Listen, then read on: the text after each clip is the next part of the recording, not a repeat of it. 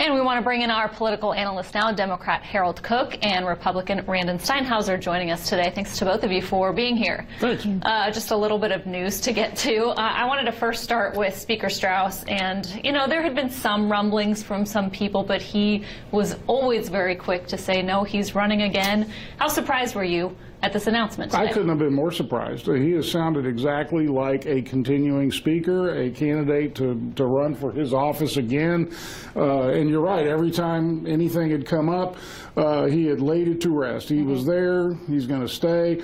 And I think I said on this air a while back that there really is no speaker's race until Joe Strauss says there's a speaker's race. Well, guess what? There's a speaker's race now, and it's going to be big. Yeah, from the Republican standpoint, I mean, many Republicans, I'm sure, shocked, and I think the conservative wing of the Republican Party is encouraged. I think this goes to show that Governor Greg Abbott coming out strong and saying we want to get these reforms through the House, obviously with the leadership of Lieutenant Governor Dan Patrick in the Senate.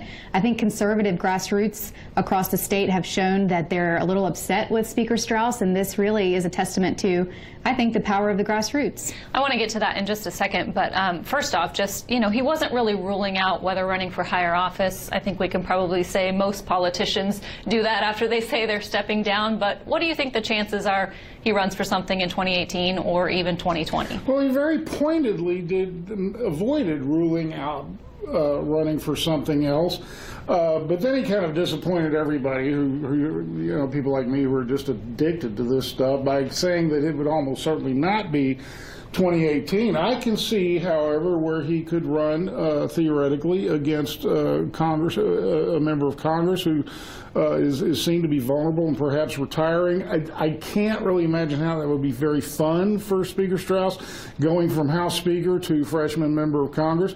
I could see him running against Greg Abbott or Dan Patrick, not necessarily to win.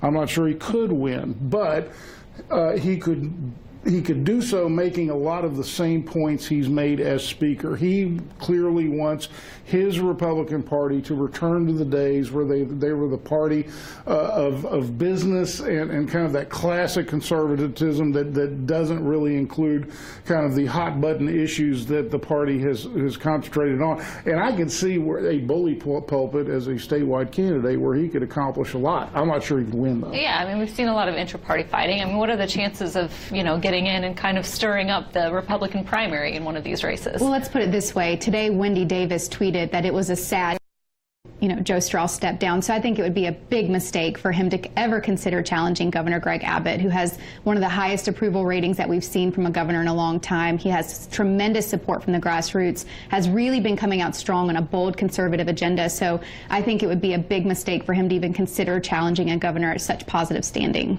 Let's get to the political repercussions of Strauss leaving. I wanted to play a little bit of what he said when asked about whether him stepping aside would make it easier for rational Republicans to survive their primaries, and this is what he said today.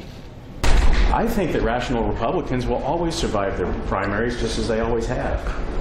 It's a myth that you have to be crazy to win a Republican primary for the Texas House.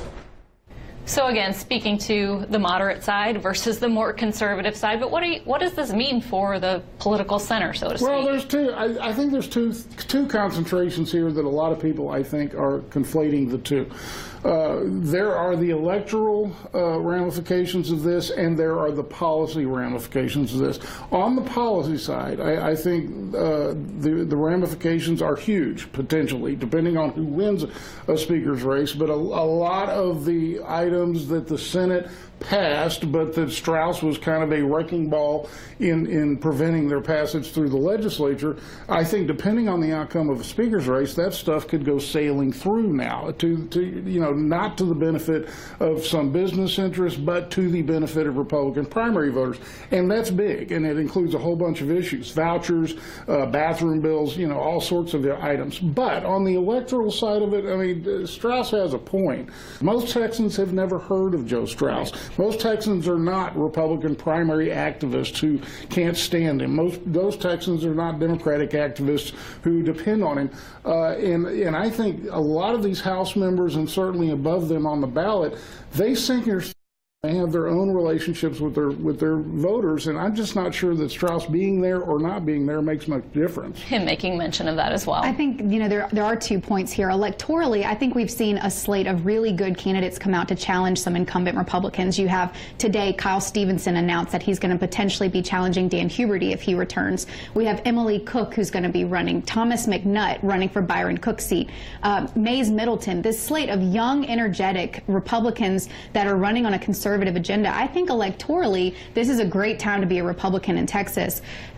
Policy-wise, I think getting these folks into the House, again, the House has been the holdup on these conservative agenda items. So I think there's going to be really big changes both electorally and in the policy sense. Like Harold was saying earlier, this is, you know, our nerd geek out time to watch all of this come together. We're just sitting back fascinated by all of this. Yeah, and I think, you know, speaking to that, but just, you know, we hear about Byron Cook not running again. We're waiting to hear on some of these others. I know Charlie Guerin tweeting out saying, for anyone that cares, I'm not going anywhere.